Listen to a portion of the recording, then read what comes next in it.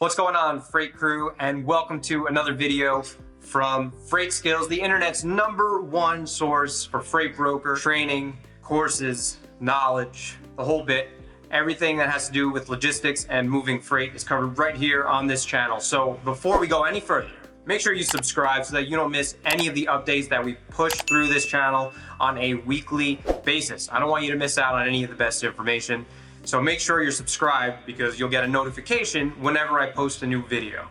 Right? It's a great way to start your day, start your week, to brush up on a lot of the concepts behind freight brokering, gets you started for the week. So like I said, it's worth it for you to subscribe. If you get even an ounce of value from this channel, it means a lot to me and it helps me get this message out to more people.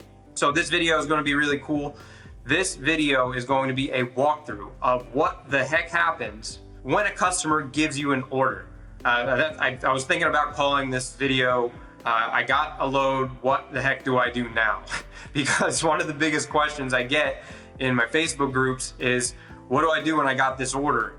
You know, I got this order in hand, now I'm stuck. So we're gonna talk about everything what to do. And I'll tell you what, if you like what I say in this video and you say, hey, I wish Lewis can hold my hand through this process, I wish there was a full resource where I had all of the documents, the checklists, and everything in place. That's why I created the Freight Skills Academy.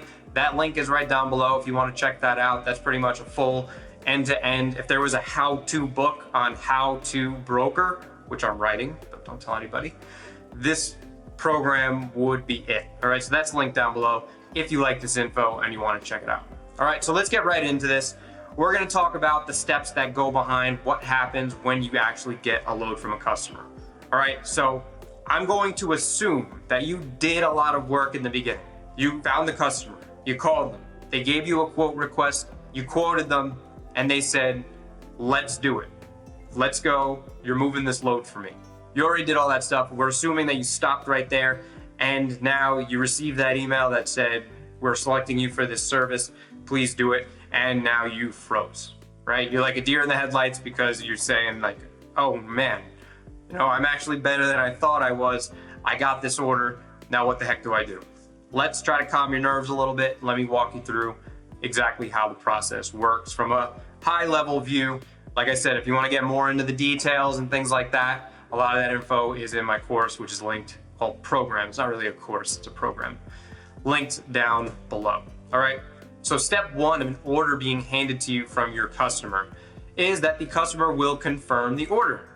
They do this via email, okay? So after you send a rate, you're gonna get an email from your customer that says, hey, broker A, we would like to select you to complete the service for us. Can you do it? Here is our details, okay? The details come to you in the form of something called a purchase order, a PO. The PO is going to be a piece of paper usually that outlines the shipper, the consignee, instructions for the order, and the rate that you guys agreed on. All right, so step one of receiving an order is to verify that all of the stuff that you talked about in the back reflects on that. Okay, so if you told your customer, I can do this lane for $2,000, the customer will send you a PO. You have to make sure that that PO says $2,000 and that everything is the same. Is the shipper the same? The consignee, is that the same? Is the commodity the same? The weight the same? The date the same? The rate the same?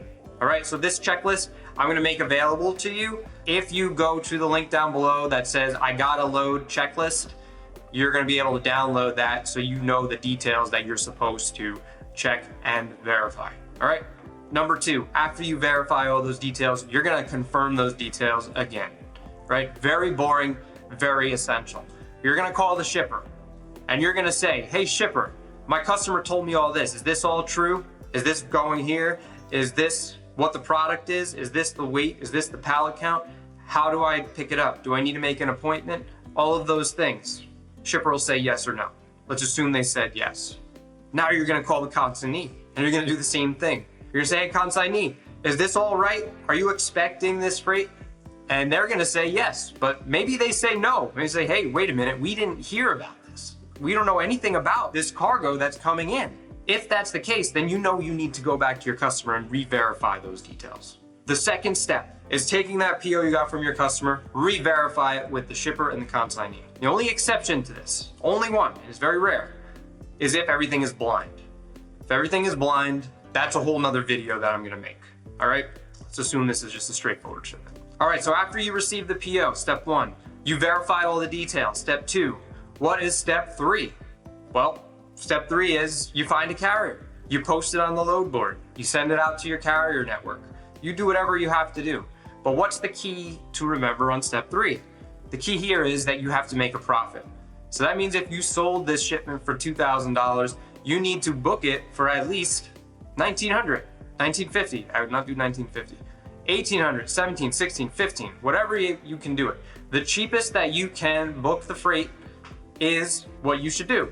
Now we do this, of course, we outline the steps a little bit more in detail in my program, link down below. But the fact is, you need to find a carrier to do this shipment for the date that you were hired to do it for. That is the service of a freight broker, all right? It should be the easiest part. All you should be doing really is posting it, and you'll get calls, and you negotiate your rate, and you handle all those details. Once you find a carrier, we're on step 4. We're almost at the end already. Step 4 is going to be to book and secure the carrier. How do we book the carrier? Well, first we have to onboard them.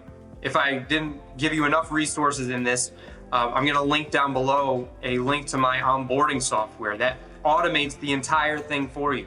You don't have to worry about sending them an email and them filling out forms and checking all their details and stuff.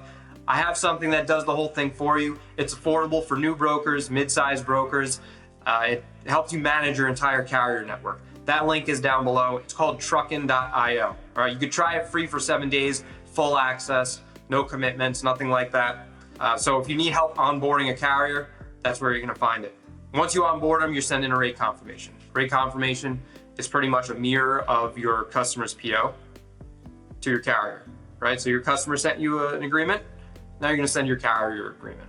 It's gonna tell them the rate, where to pick it up, details of the shipment, where it's going, what it is, how much it weighs, all of that stuff. So let's recap from the top.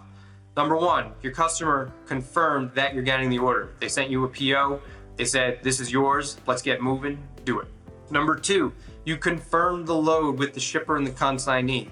You said, does this match everything that I got from my customer? It did, so we're on to step number 3. Let's secure a carrier. We gotta find them, post the load, send out an email blast, talk to your network, find a carrier to put on that load for less money than you booked it with your customer. Step 4, we gotta onboard and secure that carrier. We do that with a carrier contract, or you could use a software like mine called Truckin, TRUCKEN.io, and that'll automate the onboarding process for you. From there, you send them a rate confirmation to lock in those details, and you're on to step 5, which is the load's gonna get picked up, and all you have to do now is track, trace, and update your customer.